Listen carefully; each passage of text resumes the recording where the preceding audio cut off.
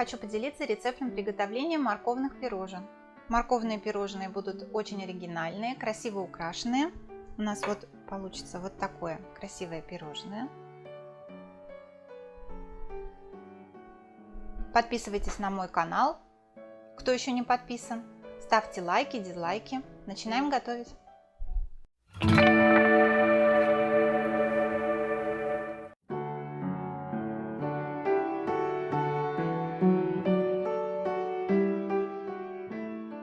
Начинаем приготовление теста. Для приготовления теста мы возьмем 3 яйца комнатной температуры,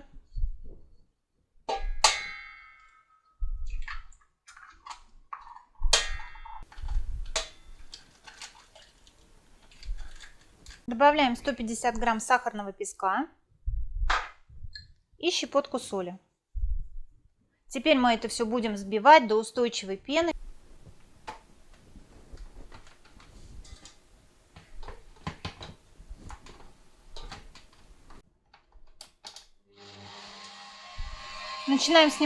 Начинаем взбивать на маленьких оборотах, потом переходим к большим.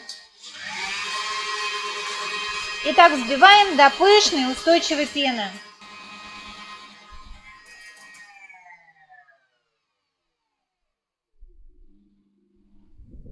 Итак, у нас очень хорошо взбилось вот в такую пену. Красивую, замечательную. И теперь нам надо все это перемешать с растительным маслом. Чтобы у нас пена не осела, мы сначала берем растительное масло, сколько у нас положено по норме, и добавим сюда частичку вот этой нашей пены. То есть мы сейчас масло перемешаем частично с нашей вот этой пеной, как бы его набиваем или как вот еще вот так вот перемешиваем. То есть мы его готовим к соединению постепенно. Вот так вот перемешали лопаточкой.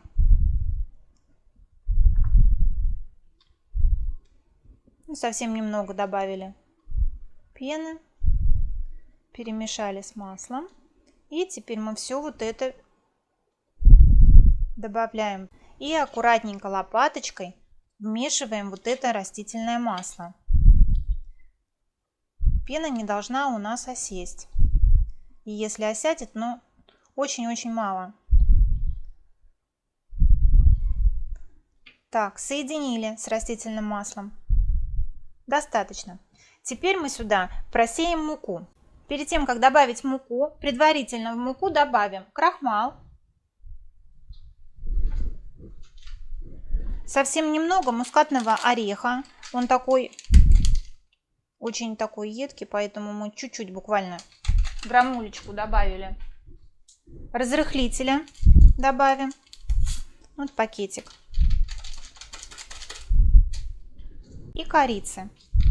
Корицы тоже добавим где-то 1 чайную ложечку. Вот я на глаз, но где-то так этого достаточно. Так, и теперь мы будем это все поэтапно просеивать наше вот это тесто. То есть чуть-чуть вот сюда вот добавили муки, просеяли и аккуратненько вот так лопаточкой начинаем нашу муку вмешивать. Пошел такой очень ароматный запах корицы, мускатного ореха. Так, теперь опять еще частичку муку. Наверное, все даже. На 2 части где-то я так разделила. Так, крошечки. И опять лопаточкой аккуратненько вмешиваем вот эту нашу муку в тесто. Вот так вот снизу вверх.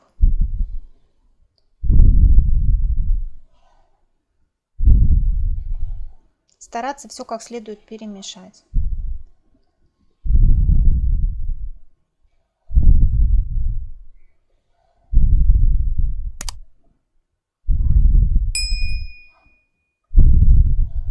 До однородного состояния.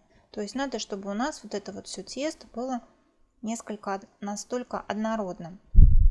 Так, слегка перемешали. Можно даже, не до конца перемешивать, потому что нам сюда еще нужно добавить, сейчас будет морковку, натертую на мелкой терке, и грецкие орехи. Натираем морковку. Где-то вот у меня для всех пирожен приготовлены вот 4 таких морковки. И для приготовления вот в тесто, то, что мы добавим, мы возьмем 3 морковки. То есть одну я отложу, но, значит, я с нее буду потом цукаты делать, а 3 морковки пойдут у меня в тесто. Натираем ее на самой мелкой терочке. Чтобы морковка не разлеталась, я взяла тарелочку побольше. Как всегда, на терке морковка разлетается по всей кухне. Итак, вот натерли на мелкой терке морковку. Вот так вот меленько она натертая. И теперь мы будем тоже, где-то в 2 этапа добавлять наше тесто.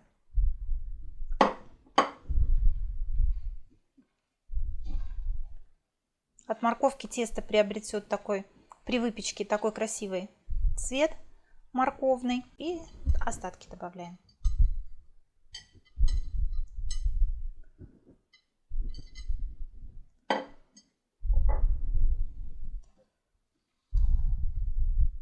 Аккуратненько, опять же таки, движениями снизу вверх замешиваем это все в тесто.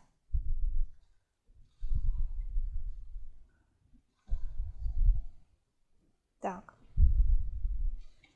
То есть к тесту относимся очень аккуратно.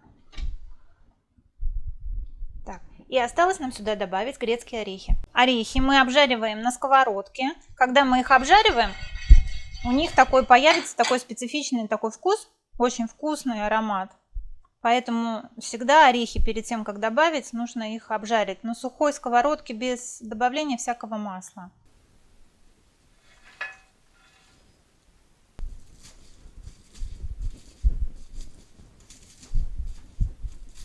Итак, молотые орешки, вот они у нас такие получились, молотые орешки.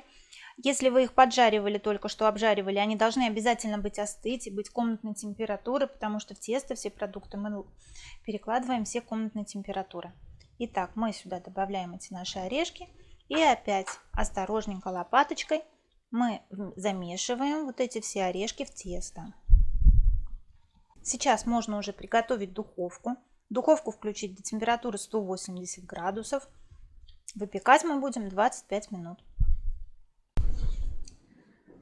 Итак, теперь нам надо тесто выложить на противень. Противень можно использовать просто. Вот взять противень, на него застелить его пергаментной бумагой. И сверху выложить вот это вот все наше тесто. Я буду использовать форму. У меня форма с фикс прайса. Вот такая очень удобная. Я ее купила и постоянно ей пользуюсь. 2 кусочка. Вот уже приготовила вот этой фольги. Вот так я ее разложу. Прикрою. Вот положу. Сверху поставлю форму. Так. Поставлю форму. И вот из нее, видите, у меня получились вот такие бортики. Вот аккуратненько я ее. То есть, зачем я это делаю? Чтобы у меня тесто при выпекании не затекло туда за бортики. Как я сказала, если вы, можно сделать это все попроще. Просто застелить пергаментной бумагой противень. И все это на пергаментную бумагу тесто переложить. Я хочу приготовить вот в такой вот формочке. А теперь нам осталось туда дно застелить тоже пергаментной бумагой. Вот так вот у меня получилось. Теперь я сюда осторожненько все переложу мое тесто.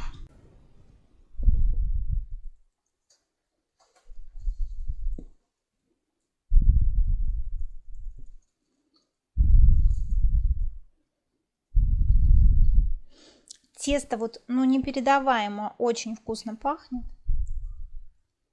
Видимо, запах вот это весь морковки, корицы, мускатного ореха. Это все настолько все вкусно, аппетитно.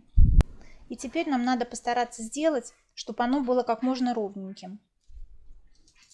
Смотрим, чтобы краешек вот тоже был такой ровненький, квадратненький. Так, и вот так вот равняем каждый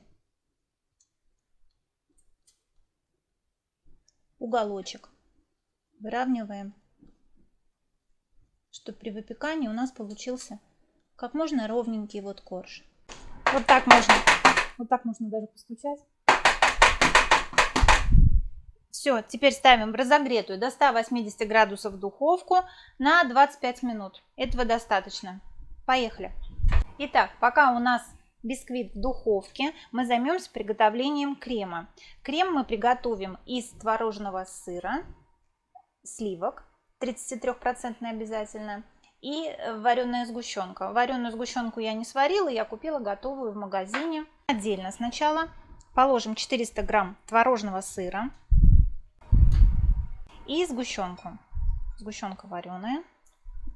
Так, теперь мы ее должны перемешать.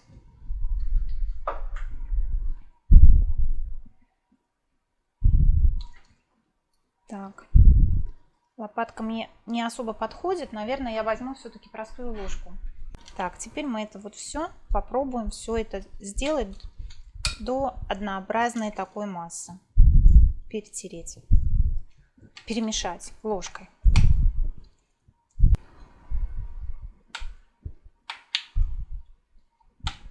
Вот такой красивый цвет становится. Здесь все будет одного цвета. То есть и само тесто, бисквит у нас такой морковный будет. И вот крем у нас такой вот заварного, красивого кремового цвета. Вот. Все настолько красиво, что мне это пить, что этот тортик, вот эти пирожные, они мне очень нравятся. Сам вид такой красивый. Ну и вкусный, соответственно. Так, достаточно. Итак, теперь нам надо взбить сливки. Сливки у нас охлаждены. Холодные сливки. 33% жирности обязательно, не меньше. Иначе они у нас не собьются. Так, и теперь мы их взбиваем до таких узоров, которые будут оставаться от венчика, как я их всегда называю. Следы венчика. Взбиваем.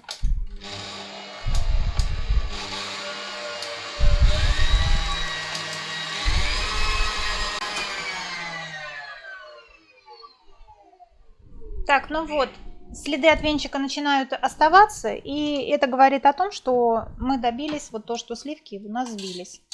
Вот такие вот следы от венчика.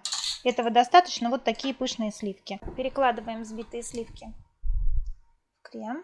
И вот осторожненько вот так равномерно мы начинаем вот эти сливки вмешивать в наш крем.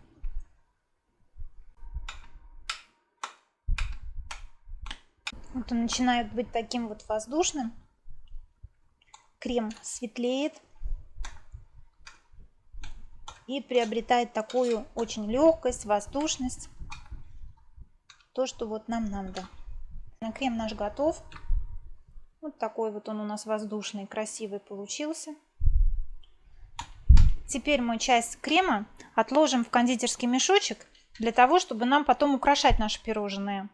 И все остальное, и оставшуюся часть, и то, что мы отложим в кулечек, мы все это поместим в холодильник. А в это время мы займемся еще приготовлением пропитки. Для пропитки мы будем использовать сгущенку. В сгущенке мы добавим 3 чайных ложки.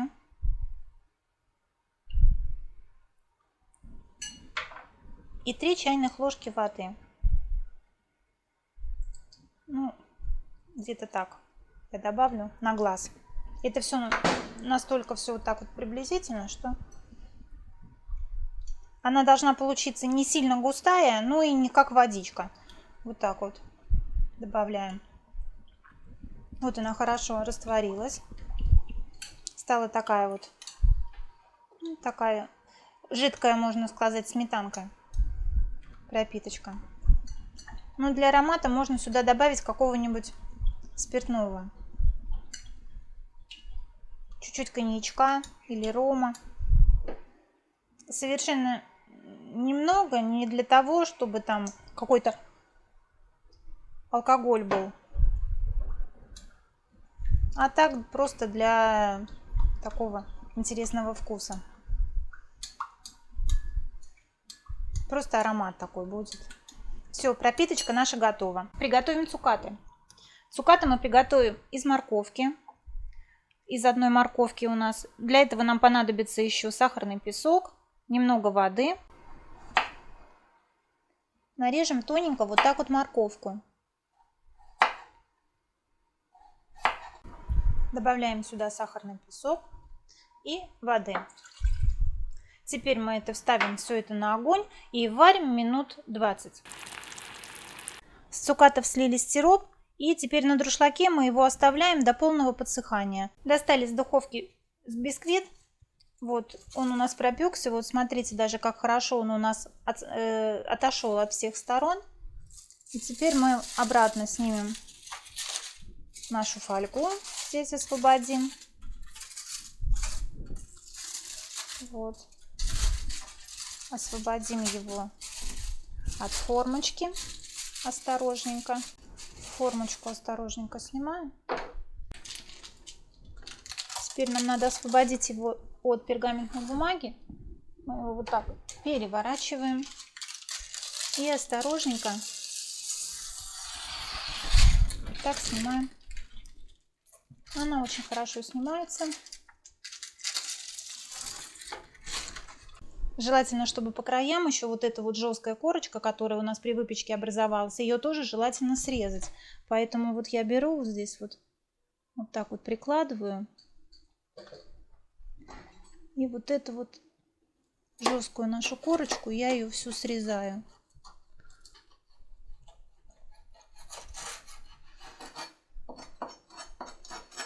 И у нас уже образуется вот здесь вот мягкий такой бисквитик, то есть край пирожного будет у нас очень красивый. И это мы будем делать с каждой стороны.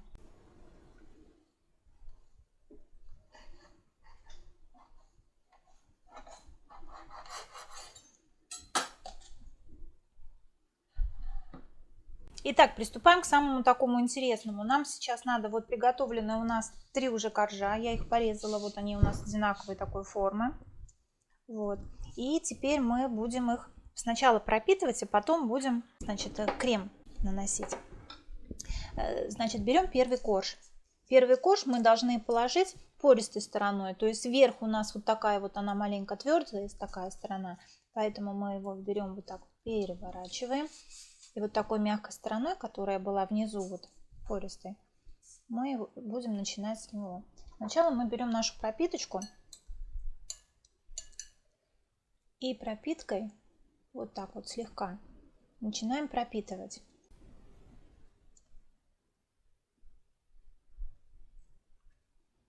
Так, сейчас мы чуть-чуть подождем, сейчас, чтобы она у нас пропиталась до конца.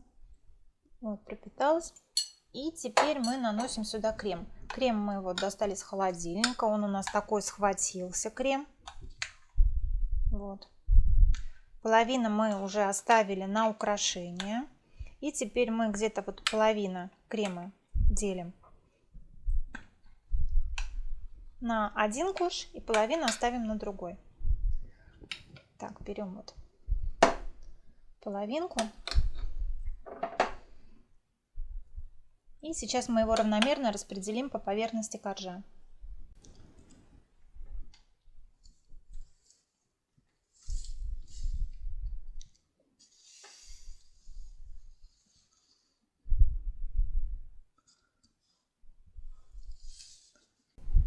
Так, теперь следующий корж укладываем ровненько вот так. Опять берем, пропитываем его. Так, пропитали, и теперь опять вот это оставшийся крем, вот эта часть, мы его сверху укладываем.